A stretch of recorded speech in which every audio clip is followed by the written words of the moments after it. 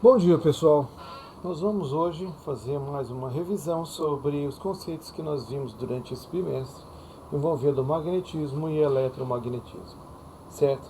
Para isso nós colocamos aí nas atividades esse material de apoio que você deve consultar para poder treinar e desenvolver os seus conceitos, né, ou as suas aplicações, porque os conceitos já estão prontos, né, a gente tem que absorvê-los. Mas veja, vamos ler a questão número 1 e recordar essa parte. A questão número 1 fala o que são materiais paramagnéticos, ferromagnéticos e repetiu, paramagnéticos não, é diamagnéticos, tá? Então vamos fazer essa revisão, houve um erro aí, depois eu corrijo. Vamos lá. Vamos começar pelos mais famosos, né, na 01. Os materiais ferromagnéticos. O que são ferromagnéticos? Tem esse nome porque o ferro foi o primeiro material com propriedades magnéticas que o homem conheceu, que descobriu. E esses materiais têm a capacidade de serem atraídos pelo campo magnético e, eventualmente, se tornam ímãs. Tá? Então você coloca o polo norte, ele é atraído. O ferro é um exemplo disso. Você põe o polo sul, ele também é atraído. Certo? Só que a gente sabe que, depois de um tempo, ele vai se tornar um ímã também. Como é que funciona isso? Né? Bom, eu vou colocar os exemplos, depois a gente vê como isso funciona. O ferro é um exemplo. O níquel. O cobalto. O neodymo.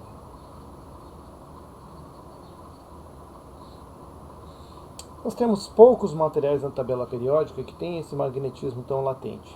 A rigor, todos os materiais têm alguma propriedade magnética, mas ela é tão fraca que nós praticamente a desprezamos. Mas acontece o seguinte, uma barra de ferro, a molécula de ferro, assim como a molécula de níquel, de cobalto, de neodímio, já são mini-ímãs naturais. Norte e sul, sul-norte, norte e sul. Quando você magnetiza, né, você expõe isso aqui a um campo magnético forte, ocorre uma organização destes mini-ímãs, norte e sul, norte e sul, norte e sul. O que na realidade é semelhante a dizer que eu tenho agora um norte e um sul por corpo todo. Certo? É isso. Essa é a ideia dos materiais ferromagnéticos. Ele já tem uma molécula que tem um comportamento magnético, tem propriedades ali. Então seriam pequenos, vamos dizer assim, domínios magnéticos divididos microscopicamente nesse corpo. E a gente organiza eles, tá? Detalhe, o magnetismo ele enfraquece quando eu aumento a temperatura. Por quê? Porque quando eu aumento a temperatura, a agitação começa a desorganizar isso. Se eu aumento a temperatura e depois resfrio, ele pode voltar à posição original. Mas existe uma temperatura crítica na qual, se eu atingir ela, a desorganização é tanta que ele não retorna mais. Aí eu tenho que começar tudo de novo. Como assim tudo de novo? Eu vou ter que expor esse material a um campo magnético e deixá-lo ele a um bom tempo para poder magnetizar permanentemente de novo. Certo? Bom, o segundo material seriam os materiais paramagnéticos.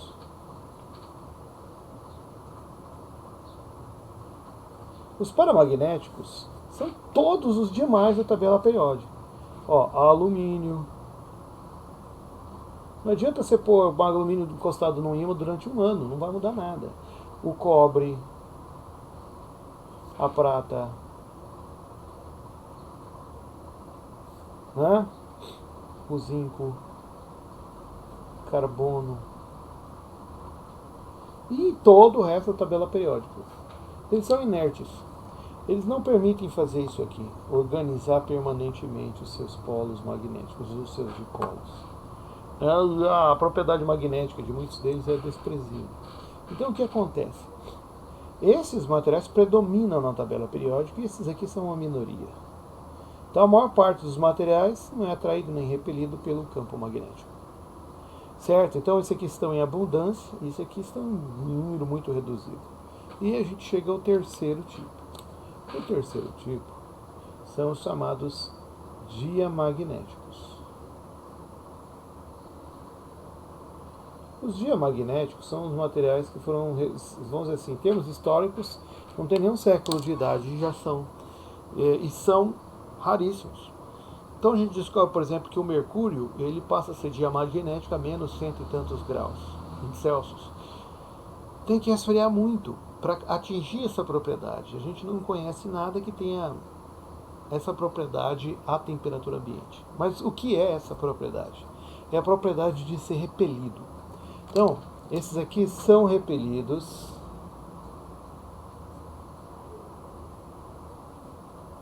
por qualquer campo magnético. Por qualquer. Põe o Polo Sul é repelido, põe o Polo Norte é repelido. Então, são raríssimos e em condições extremas, muito, muito frio. O antimônio a uma temperatura baixíssima. E a gente tem uma dica que tem se tornado até hoje não quebrado, que é todos os materiais supercondutores conhecidos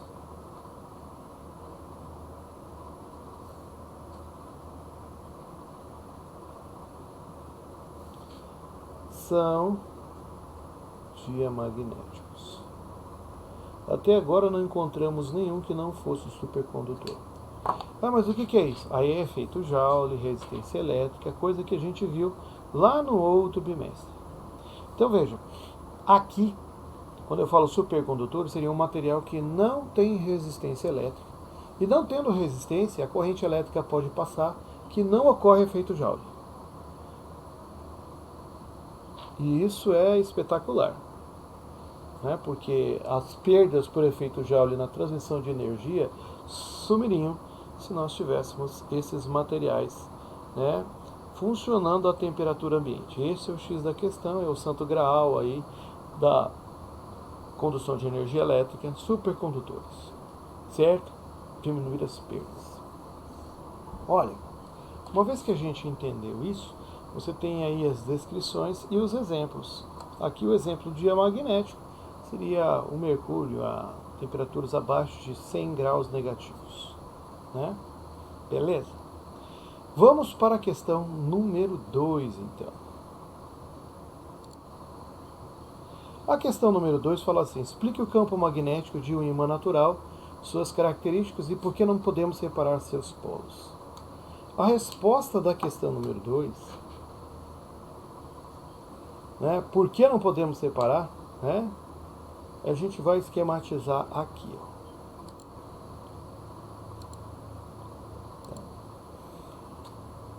Bom, primeiro, todo ímã natural tem dois polos, norte e sul. Começa por aí. E todo ímã emana dele um campo magnético que externamente sai do polo norte, gira e entra no polo sul. Externamente sai do norte, gira e entra no sul. Porque internamente ele fecha o ciclo que ele está completando aqui. Olha lá, tá vendo? Internamente ele vai do sul para o norte. Então é uma linha de força de campo magnético fechado, certo? Então nós vamos precisar muito desse conceito, porque quando a gente cria o eletromagnetismo, ele também tem que descrever uma linha fechada. Então isso explica como é o campo magnético de um ímã natural, seu comportamento, né, características. Só que não explica por que não podemos separar os polos. A não separação dos polos está ligada a isso. A como nós criamos ímãs, como materiais ferromagnéticos se comportam. Quando eu pego um ímã norte e sul e racho ele no meio, eu terei dois pedaços de ímãs completos. Norte e sul, norte e sul. Por quê? Bom, a resposta está aqui. Quando eu corto um ímã ao meio, eu estou separando os mini ímãs, os dipolos, para a direita e para a esquerda. eu não estou rompendo os átomos, né, as moléculas, e nem teria condições de fazer isso com um simples corte. Então, como o material continua existindo com os seus dipolos, ele continua existindo como norte-sul, um ímã completo. Porque dentro de cada pedaço desse eu tenho mini ímãs norte-sul, e assim sucessivamente. Essa é a explicação. Tá? Então, nós matamos a questão número 2 aí. Você viu que não é complicado, mas ajudará, por exemplo, a entender como ajudou no caso do eletromagnetismo, que seria, por exemplo, a questão número 3.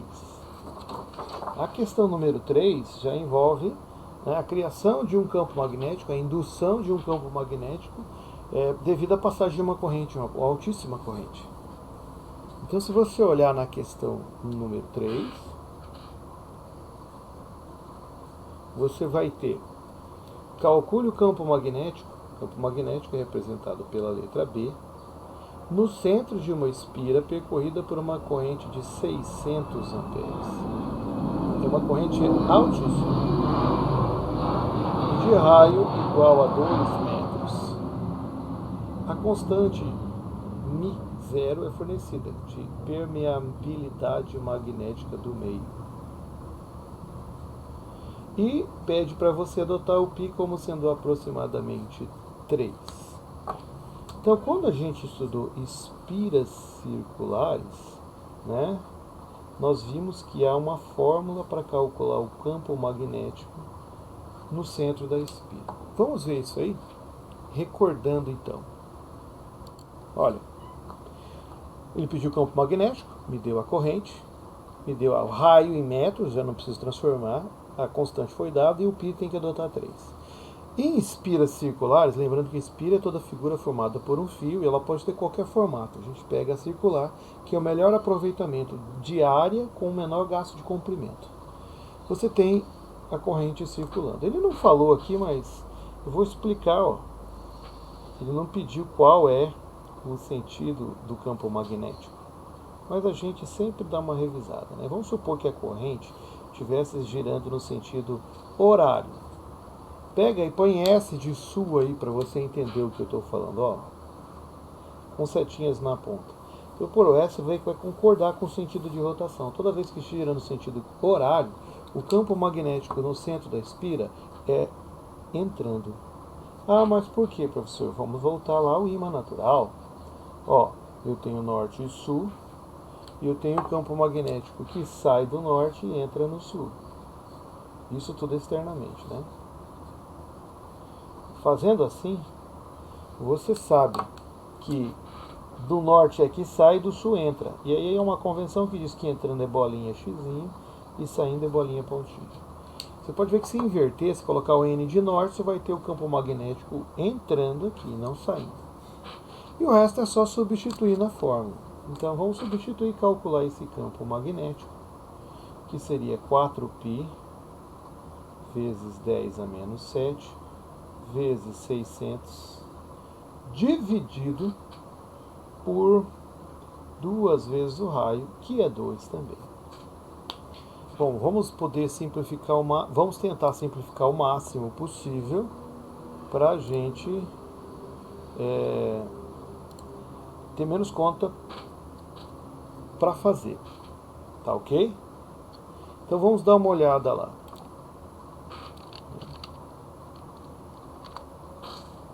Na primeiro corte que eu vou fazer aqui seria o 4. Olha, 2 vezes 2 não dá 4? Posso cortar com esse 4. E esse π eu vou pôr 3. Então fica 3 vezes os 600 vezes 10 a menos 7. Então meu campo magnético está dando 3 vezes 600 é 1800 vezes 10 a menos 7 Tesla. Ou seja, 18 vezes 10, se eu voltar 2 casas a vírgula, aqui fica menos 5 Tesla. E aí está resolvido. Como você viu, não é difícil, tá? Mas é bom sempre recordar isso aqui. Vimos em em aulas anteriores, e mostrar aí sempre ajuda a gente a dar uma refrescada na memória, certo? Vamos à questão número 3, não é 4, né? O que foi e qual a importância da experiência de Oersted? Muito bom. Olha, uma das coisas que a gente explicou na aula teórica lá, né? Tá lá no nosso canal, A da Física Cebolinha. Dá uma olhada lá. Lá tem questões envolvendo eletromagnetismo, história do eletromagnetismo, temos a aula teórica, nós temos exercícios resolvidos, certo? Então lá nós temos, e das 3 áreas da física, certo? Seja dinâmica, mecânica, ótica e eletromagnetismo, já que o canal tem apenas o que? 3 ou 4 meses, tá ok? Então vamos lá. A experiência de Oersted se baseou no fato da gente ter o Oersted fazendo uma situação onde ele estava experimentando lá numa aula de anatomia e algo mais, ele começou a ver um fenômeno muito diferente. A bússola, ela aponta para o sul magnético, seria o próximo, mas não coincidente ao norte geográfico, e quando a chave está aberta. Porque quando eu fecho a chave, essa chave encosta nessa, fechei o circuito,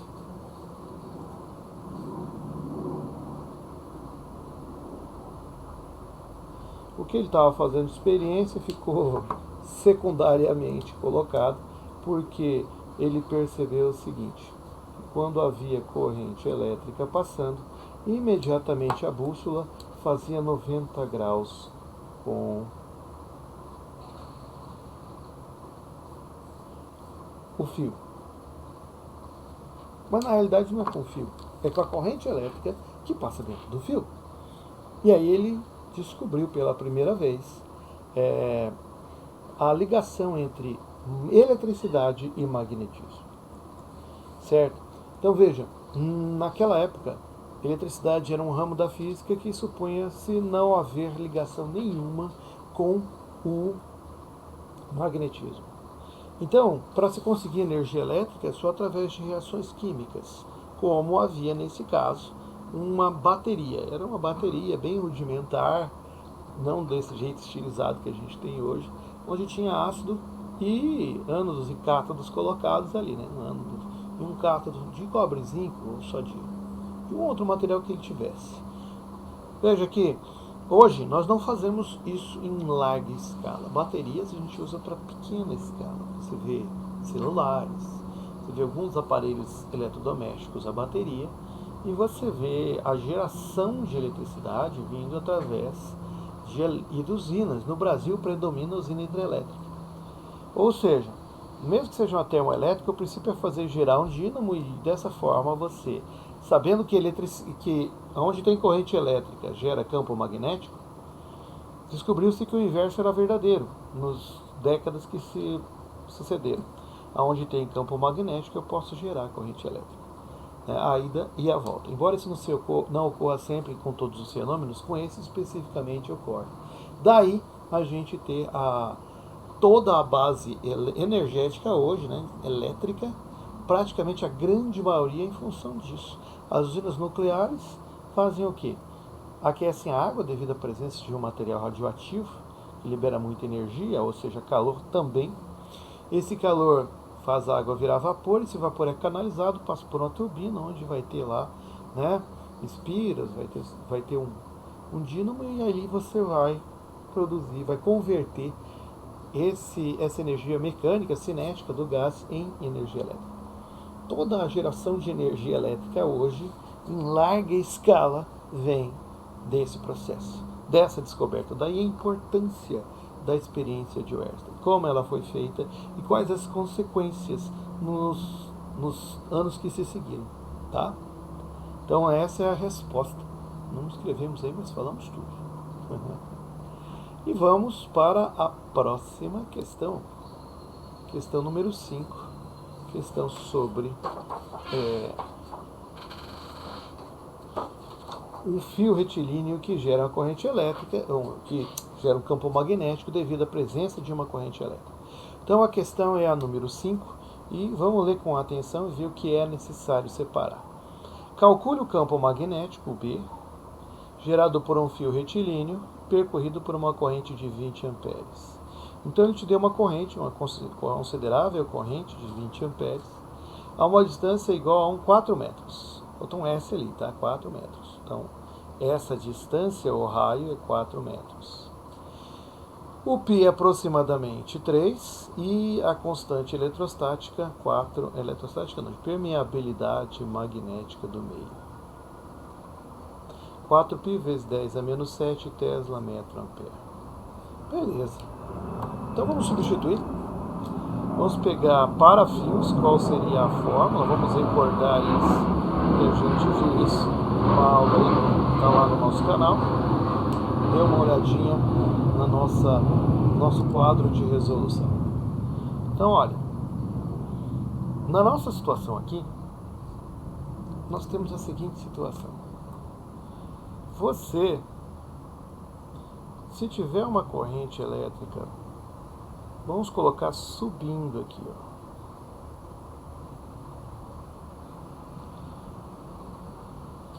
Vai gerar um campo magnético em torno desse fio, que é dado pela regra da mão direita, a regra do abraço. Você faz isso aqui, polegar no sentido da corrente, gira os dedos. Então, você fazendo isso, você descobre que tem um campo magnético fazendo isso aqui. Ou seja, de um lado é saindo, de outro lado entrando. Funciona desse jeito aqui, certo? Então, se tivesse para baixo, a polegar ia para baixo e girar no sentido inverso. Então esse aqui seria o símbolo do campo magnético, e esse campo magnético em fios é a constante vezes a corrente sobre 2π vezes o raio. Então veja que o raio que ele está falando, ou a distância,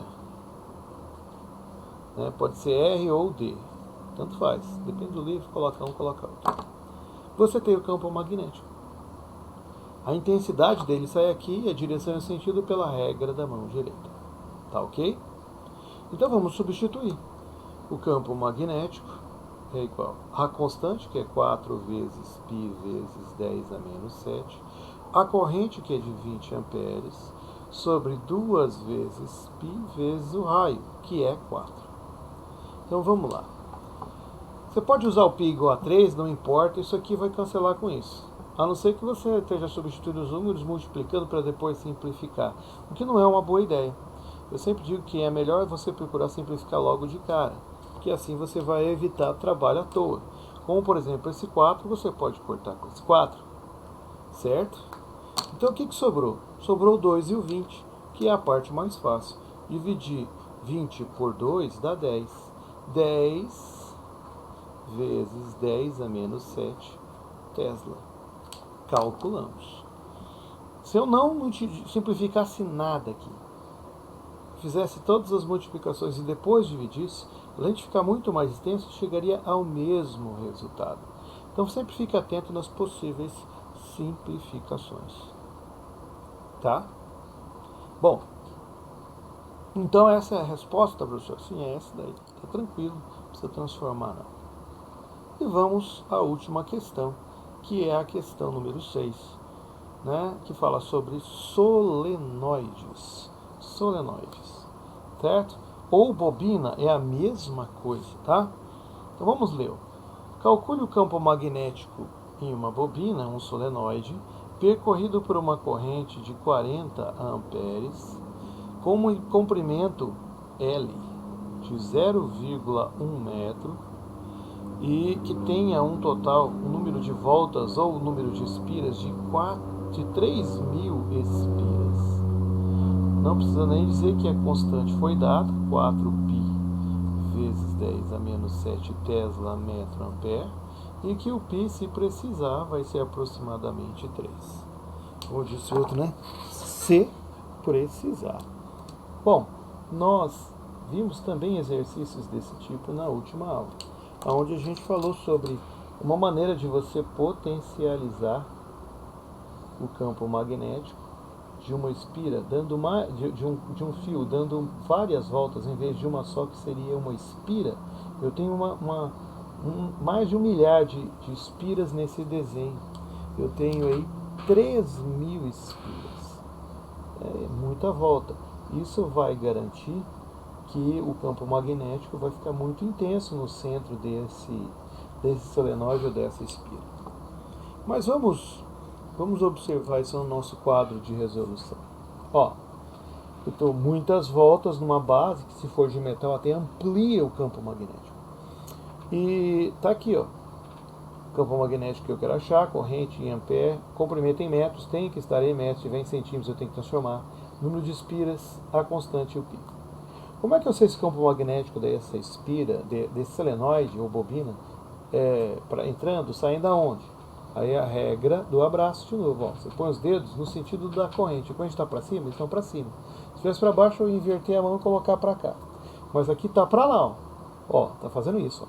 Ó. Abracei. Tá vendo? Meus dedos. Meu polegar indica onde está saindo o campo magnético. Está saindo aqui, desta região, que eu vou colocar agora aqui o campo magnético girando. Ó. Sai desse lado, gira e entra aqui.